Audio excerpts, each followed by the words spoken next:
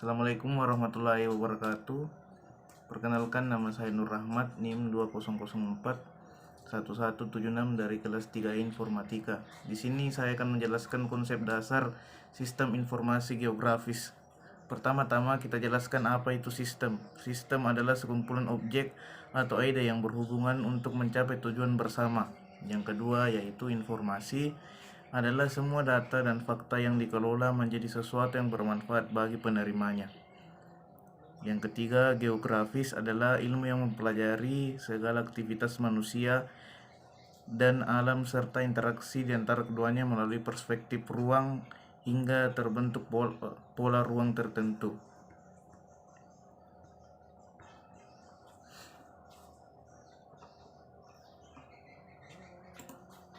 Jadi, sistem informasi geografis merupakan pengelolaan data geografis yang didasarkan pada kerja komputer atau mesin.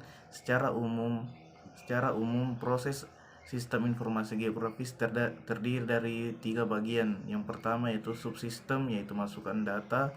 Yang kedua input data, manipulasi dan analisis data. Yang selanjutnya menyajikan data atau output data. Sumber data sistem informasi geografis. Data dasar yang dimasukkan dalam sistem informasi geografis diperoleh dari 4 sumber, yaitu lapangan, data peta, penginderaan jauh, dan data statistik. Yang pertama, data penginderaan jauh atau remote sensing adalah data dalam bentuk citra dan foto udara atau non-foto. Yang kedua, data lapangan terrestris, yaitu data yang diperoleh secara langsung melalui hasil pengamatan di lapangan karena data ini tidak terekam dengan alat penginderaan jauh. Misalnya, batas administrasi, kepadatan penduduk, curah hujan, pH tanah, kemiringan lereng, suhu udara, kecepatan angin, dan gejala gunung api. Yang ketiga, data peta atau map, yaitu data yang telah terekam pada kertas atau film. Misalnya, peta geologi atau peta jenis tanah yang akan digunakan sebagai masukan dalam sistem informasi geografis, kemudian dikonversikan atau diubah ke dalam bentuk digital. Yang keempat, data statistik atau statistik, yaitu data hasil catatan statistik dalam bentuk tabel, laporan, survei lapangan, dan sensus penduduk. Data statistik diperoleh dari lembaga swasta atau instansi resmi pemerintah seperti Biro Pusat Statistik atau BPS. Data statistik merupakan data sekunder, yaitu data yang telah mengalami pengolahan lebih lanjut. Tahapan kerja sistem informasi geografis yang pertama yaitu masukkan data atau input data. Ada 2 macam data dasar geografi, yaitu data spesial dan data atribut. Yang pertama, data spesial atau keruangan, yaitu data yang menunjukkan ruang, lokasi atau tempat-tempat di permukaan bumi. Data spasial berasal dari peta dan penginderaan jauh, baik dalam bentuk foto udara atau citra satelit. Data atribut atau deskriptis, yaitu data yang terdapat pada ruang atau tempat. Atribut menjelaskan suatu informasi. Data atribut diperoleh dari data primer seperti catatan lapangan atau hasil survei lapangan, dan data sekunder seperti data statistik, sensus, dan lainnya. Data atribut dapat dilihat dari segi kualitas, misalnya kekuatan pohon, dan dapat dilihat dari segi kuantitas, misalnya jumlah pohon. Data spasial dan data atribut tersimpan dalam bentuk titik atau dot, garis atau vektor, poligon atau area, dan pixel atau grid. Data dalam bentuk titik atau dot meliputi ketinggian tempat, curah hujan, lokasi, dan topografi. Data dalam bentuk garis atau vektor meliputi jaringan jalan, pipa air minum, pola aliran sungai, dan garis kontur. Data dalam bentuk poligon atau area meliputi daerah administrasi, geologi, geomorfologi, jenis tanah, dan penggunaan tanah. Data dalam bentuk pixel atau grid meliputi citra satelit atau foto udara. Secara detailnya dapat selanjutnya yaitu istilah-istilah berkaitan dengan sistem informasi geografis. Yang pertama, buffering.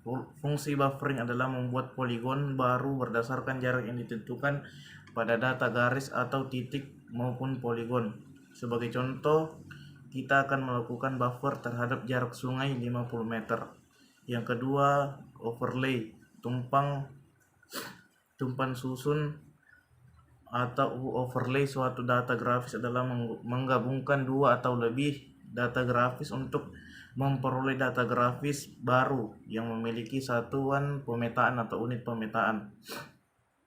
Jadi, dalam proses tumpang susun akan diperoleh satuan pemetaan baru atau unit baru. Yang ketiga, scoring. Selain pengukuran jarak, scoring atau pemberian nilai terhadap sifat dari parameter yang digunakan dalam analisis juga dilakukan pada subsistem ini. Yang kedua yaitu tahapan manipulasi dan analisis data. Subsistem ini berfungsi menyimpan, menimbun, menarik kembali data dasar dan menganalisa data yang telah tersimpan dalam komputer atau istilah mengedit data atau memperbaiki data. Tahapan ketiga, penyajian data, output data. Tahapan keluaran data, yaitu tahapan dalam sistem informasi geografis yang berfungsi menyajikan atau menampilkan hasil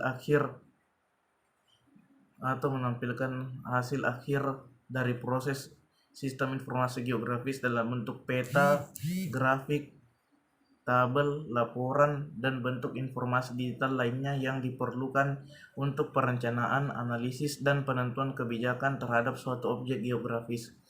Misalnya untuk mendukung pengambilan keputusan dalam perencanaan dan pengelolaan penggunaan lahan atau land use, sumber daya alam, transportasi, fasilitas kota, dan pelayanan umum lainnya. Kemampuan inilah yang membedakan sistem informasi geografis dengan sistem informasi lainnya yang membuatnya menjadi berguna untuk berbagai kalangan dalam menjelaskan kejadian, merencanakan strategi, dan memprediksi apa yang akan terjadi. Keuntungan sistem informasi geografis dengan menggunakan komputer adalah yang pertama, mudah dalam mengolah. Yang kedua, pengumpulan data dan penyimpanannya hemat tempat ringkas atau berupa disket, mudah diulang kalau sewaktu-waktu diperlukan, mudah diubah kalau sewaktu-waktu ada perubahan, mudah dibawa, dikirim, dan ditransformasikan atau dipindahkan, aman karena dapat dikunci dengan kode atau manual, relatif lebih murah dibandingkan dengan survei lapangan, data yang sulit ditampilkan secara manual dapat diperbesar bahkan dapat ditampilkan dengan gambar 3 dimensi. Berdasarkan data sistem informasi geografis dapat dilakukan pengambilan keputusan dengan tepat dan cepat. Manfaat sistem informasi geografis yang pertama dalam bidang sosial. Yang pertama, mengetahui potensi dan persebaran produk, mengetahui luas dan persebaran lahan pertanian serta kemungkinan pola drainasenya. Untuk pendataan dan pengembangan jaringan transportasi, untuk pendataan dan pengembangan surat-surat pertumbuhan dan pembangunan, untuk pendataan dan pengembangan pemukiman penduduk, kawasan industri, sekolah, rumah sakit, sarana hiburan dan rekreasi serta perkantoran. Yang kedua, manfaat sistem informasi geografis data kekayaan sumber daya alam. Yang pertama, untuk mengetahui persebaran berbagai sumber daya alam. Yang kedua, untuk mengetahui persebaran kawasan laut. Yang ketiga, untuk pengawasan daerah bencana alam. Manfaat sistem informasi geografis dalam merencanakan pola pembangunan. Sebagai acuan perencanaan pembangunan agar pembangunan dapat terencana lebih awal dan tidak tumbuh semrawut serta tetap memperhatikan kelestarian lingkungan.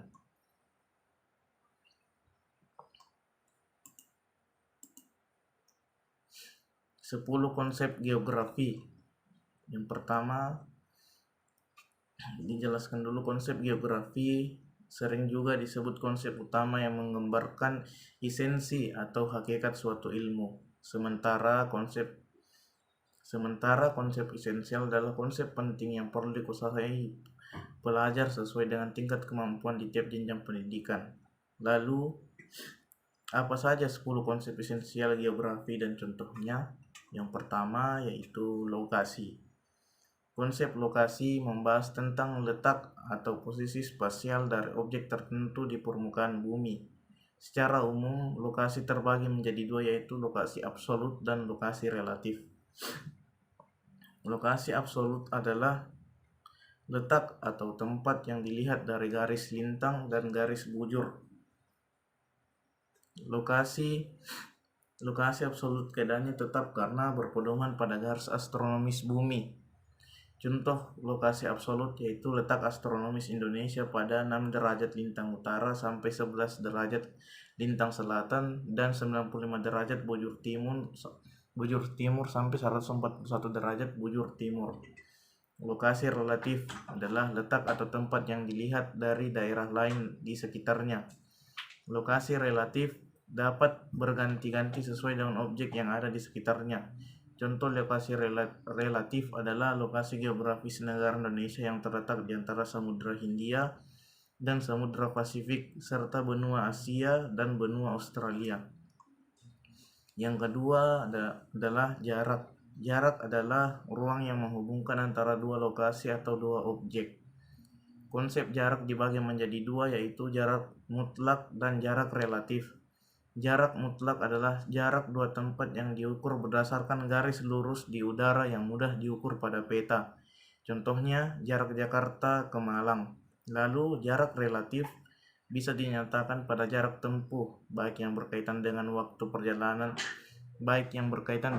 perjalanan yang diperlukan maupun satuan biaya angkutan. Contohnya jarak Jakarta ke Malang dengan pesawat adalah 1,5 jam. Keterjangkauan. Konsep geografi ini mengacu pada kemudahan untuk mencapai suatu objek yang dipengaruhi oleh kondisi geografis suatu wilayah. Contohnya, dari Jakarta akan lebih mudah menjangkau kota Padang daripada Kepulauan Mentawai. Yang keempat, pola. Konsep ini mengacu pada susunan atau penyebaran fenomena pada ruang muka bumi. Contoh, pola pemukiman penduduk di wilayah pesisir memanjang mengikuti garis pantai. Yang kelima, morfologi, menggambarkan perwujudan daratan di muka bumi yang merupakan hasil proses pengangkatan atau penurunan wilayah melalui proses geologi. Contohnya seperti pulau-pulau, dataran yang luas, pegunungan, dan lembah. Yang keenam, aglomerasi. Konsep geografi ini adalah kecenderungan persebaran yang bersifat mengelompok pada suatu wilayah. Contohnya pemukiman penduduk masyarakat perkotaan. Mereka cenderung tinggal mengelompok sehingga timbul pengelompokan pemukiman seperti daerah elit, daerah kumuh, dan sebagainya. Interaksi dan interdependensi. Konsep ini berkaitan dengan hubungan timbal balik atau saling ketergantungan antar wilayah. Contohnya hubungan desa dan kota. Warga kota membutuhkan makanan dari desa, sedangkan warga desa membutuhkan teknologi dari kota. Yang kedelapan, nilai kegunaan, mengacu pada kelebihan yang memiliki suatu tempat atau wilayah tertentu dan memiliki nilai kegunaan yang berbeda berdasarkan fungsinya. Contohnya, wilayah yang memiliki alam yang indah cocok sebagai daerah wisata. Yang kesembilan, diferensiasi area. Diferensiasi area menggambarkan keunikan atau karakteristik antara wilayah satu dengan yang lainnya. Contoh konsep ini misalnya masyarakat yang tinggal di pesisir bekerja sebagai nelayan, sedangkan warga pegunungan biasanya bekerja di kebun atau ladang. 10. Keterkaitan ruang. Konsep ini menunjukkan tingkat hubungan antar wilayah. Contohnya daerah hilir mengalami banjir karena pembangunan yang terjadi di daerah hulu.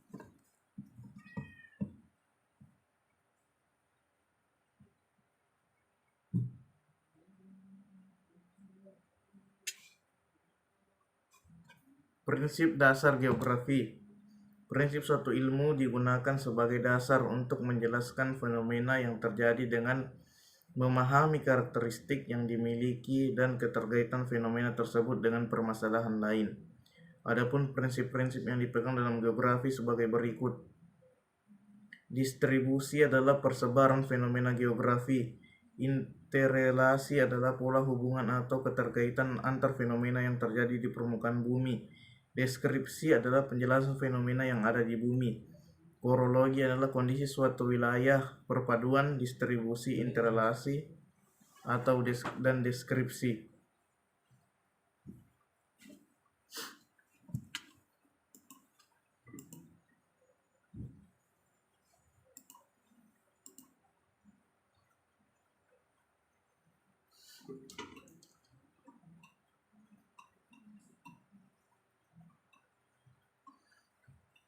Tahapan analisis data dalam sistem informasi geografis. Yang pertama, klasifikasi adalah proses mengelompokkan data yang berasal dari peta dasar menjadi data spasial yang baru. Contohnya, mengklasifikasikan tata guna lahan untuk permukiman, pertanian, perkebunan, atau hutan, atau peta tata guna lahan berdasarkan analisis data kemiringan atau data ketinggian.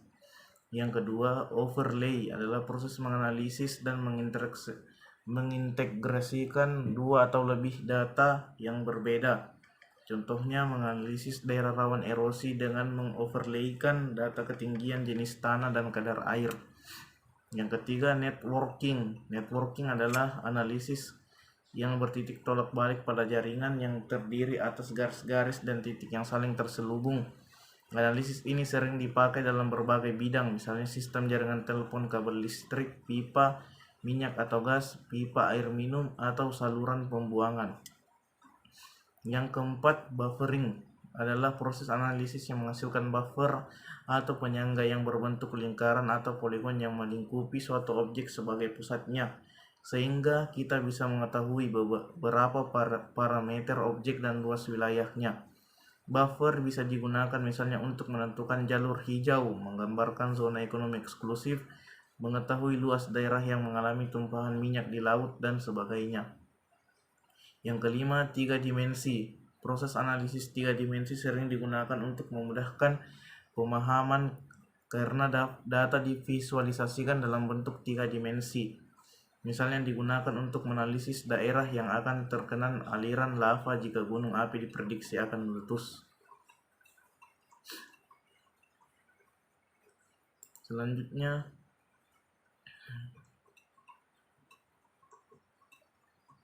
pemanfaatan sistem informasi geografis. Pemanfaatan sistem informasi geografis dapat digunakan dalam berbagai bidang, diantaranya bidang perencanaan ruang, sumber daya alam, kependudukan, pariwisata, pertanahan, kelautan, pendidikan, telekomunikasi, kesehatan, transportasi, dan militer. Yang pertama yaitu bidang perencanaan ruang. Dalam perencanaan ruang, SIG dapat digunakan untuk merencanakan tata ruang kota, pemukiman penduduk, relokasi pasar, perencanaan pemukiman penduduk, dan lain-lain. Sebuah wilayah dapat kita lihat bentuknya dengan jelas bila dilihat dari atas. Disinilah SIG bekerja. Yang kedua, bidang sumber daya alam. Dalam bidang sumber daya alam, SIG membantu dalam memanajemen atau menyesuaikan lahan untuk pertanian, memetakan barang tambang, perencanaan tata ruang, lahan, dan lain-lain. Yang ketiga, bidang kependudukan. Dalam bidang kependudukan, SIG berperan membantu dalam menyusun tata pokok sistem informasi terkait pemilihan umum, menyediakan informasi kependudukan, dan lain-lain. Yang keempat, bidang pariwisata. Dalam bidang pariwisata, sistem informasi geografi dapat digunakan untuk inventarisasi daerah pariwisata serta menganalisis daerah unggulan untuk pariwisata. Bidang pertanahan. Dalam bidang ini, SIG dapat digunakan mengetahui persebaran dan jenis-jenis tanah serta digunakan untuk manajemen pertanahan.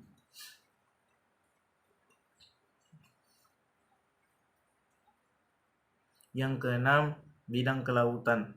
Dalam bidang kelautan, sistem informasi geografis dapat digunakan untuk membantu daerah pesisir pantai atau laut, daerah pasang surut, taman laut, dan lain-lain. Yang ketujuh, bidang pendidikan. Dalam bidang pendidikan, SIG dapat digunakan untuk sistem informasi kependidikan, alat bantu pembelajaran dalam geografi, dan lain-lain. Yang kedelapan, Bidang telekomunikasi. Dalam bidang telekomunikasi, sistem informasi geografi dapat digunakan untuk inventarisasi jaringan telekomunikasi, analisis perluasan jaringan telekomunikasi, dan lain-lain. 9. Bidang kesehatan. Dalam bidang kesehatan, SIG dapat digunakan sebagai penyediaan data atribut dan data spesial yang menggambarkan distribusi atau pola spasial penyebaran penyakit dan lain-lain. Bidang transportasi dan perhubungan. Dalam bidang transportasi dan perhubungan, sistem informasi geografi dapat digunakan untuk membantu dalam membangun jaringan transportasi dan pembuatan jalur alternatif baru. Bidang militer. Dalam bidang militer, SIG dapat digunakan untuk memantau perjalanan logistik, peralatan perang, patroli udara, dan lain-lain. Mungkin di antara kita ada yang bertanya mengapa SIG banyak digunakan dalam berbagai bidang. Ya, karena SIG memiliki banyak keunggulan, yaitu SIG dapat menghasilkan data-data secara otomatis tanpa harus melakukan interpretasi secara manual. SIG dapat merubah presentasi ke dalam bentuk. SIG dapat memanipulasi bentuk dan tampilan visual data spasial dalam berbagai skala yang berbeda dengan mudah dan fleksibel. Memiliki kemampuan untuk analisis spasial dan non-spasial. Pengoperasian SIG dapat dilakukan secara interaktif dengan bantuan menu-menu dan help yang bersifat user-friendly. SIG dapat digunakan sebagai usaha untuk meningkatkan pemahaman tentang konsep lokasi, kependudukan, ruang, dan unsur-unsur yang ada di permukaan bumi. SIG sangat membantu dalam pekerjaan yang berhubungan dengan bidang spasial dan geoinformasi. Penanganan data geospasial dapat menjadi lebih baik dalam format baku, revisi data serta pemutahiran data akan menjadi lebih mudah. Sistem informasi geografi memiliki kemampuan untuk menukar data geospasial. Data geospasial dan informasi akan menjadi lebih mudah dalam pencarian, penganalisisan, dan dalam presentasi. SIG dapat menjadi produk yang mempunyai nilai tambah serta menghemat waktu dan biaya.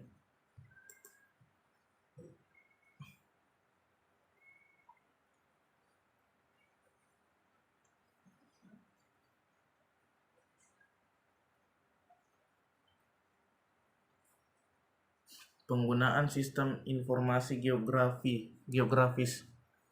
Kegiatan pengukuran biasanya dilakukan untuk mengetahui batas suatu wilayah. Hasil dari pengukuran batas wilayah pada umumnya berupa titik koordinat X, Y, dan Z. Titik koordinat tersebut kemudian diolah menjadi suatu peta untuk mengetahui posisi di lapangan.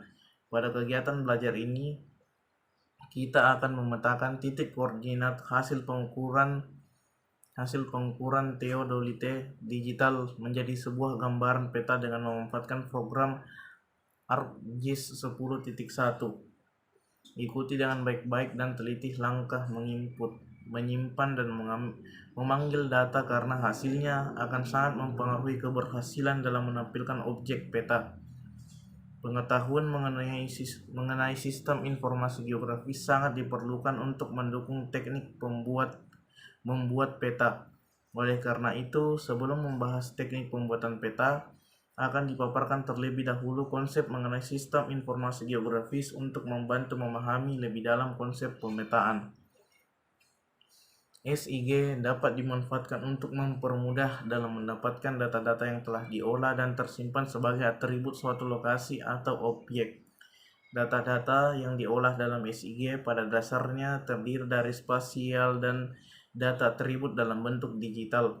Sistem ini merelasikan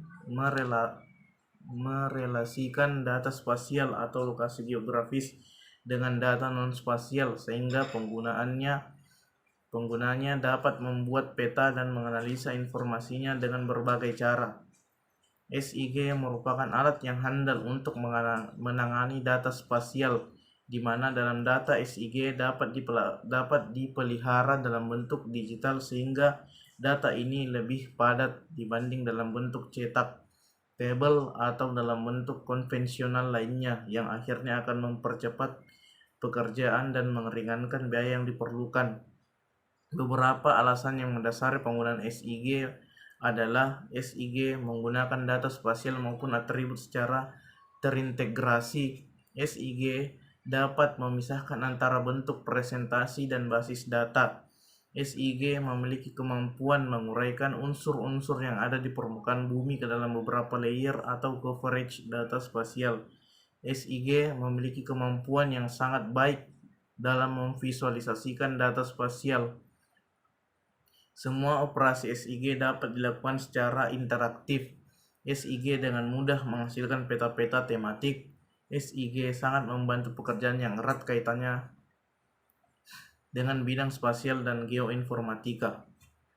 Posisi SIG dengan segala kelebihannya semakin lama semakin berkembang, bertambah, dan bervarian. Pemanfaatannya semakin meluas, meliputi berbagai disiplin ilmu seperti ilmu kesehatan, ilmu ekonomi, ilmu lingkungan, ilmu pertanian, militer, dan lain sebagainya. Aplikasi SIG dalam pemetaan digital. Pemetaan digital adalah suatu proses pekerjaan pembuatan peta dalam format digital yang dapat disimpan dan dicetak sesuai keinginan pembuatnya, baik dalam jumlah atau skala yang dihasilkan. Pemetaan digital dilakukan dengan menggunakan sistem informasi geografis. SIG merupakan sistem pengelolaan data bereferensi geografis yang dapat digunakan untuk input data, manipulasi data, sehingga dapat diperoleh data atau informasi baru. SIG dapat digunakan dalam pemetaan batas kawasan hutan, tata kelola hutan, dan pemantauan sumber daya hutan. SIG dapat menghasilkan peta dari beberapa sumber seperti pengukuran lapangan, interpretasi citra penginderaan jauh, dan foto udara. SIG menghasilkan peta secara singkat, otomatis, dan berulang-ulang dengan cepat. Berikut adalah contoh aplikasi SIG. Yang pertama, pengelolaan fasilitas. Peta skala besar network analis biasanya digunakan untuk pengelolaan fasilitas kota. Contohnya aplikasinya adalah penempatan pipa dan kabel bawah tanah, perencanaan fasilitas perawatan, pelayanan jaringan telekomunikasi. Yang kedua, pengelolaan sumber daya alam dan lingkungan. Untuk tujuan ini pada umumnya digunakan citra satelit, citra Landsat yang digabungkan dengan foto udara dengan teknik overlay. Contoh aplikasinya adalah studi kelayakan untuk tanaman peranian, pengelolaan hutan, dan analisis dampak lingkungan. Yang ketiga, bidang transportasi. Untuk fungsi ini digunakan peta skala besar dan menengah dan analisis keruangan, terutama untuk manajemen transit, perencanaan rute, pengiriman teknisi, analisis pelayanan, penanganan, pemasaran, dan sebagainya.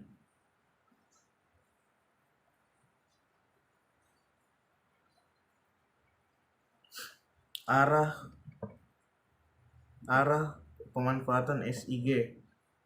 Yang pertama yaitu lokasi, untuk menjawab pertanyaan mengenai lokasi tertentu. Yang kedua, kondisi, untuk menjawab pertanyaan mengenai kondisi dari suatu lokasi. Tren, untuk melihat tren dari suatu keadaan. Pola, untuk membaca gejala-gejala alam dan mempelajarinya.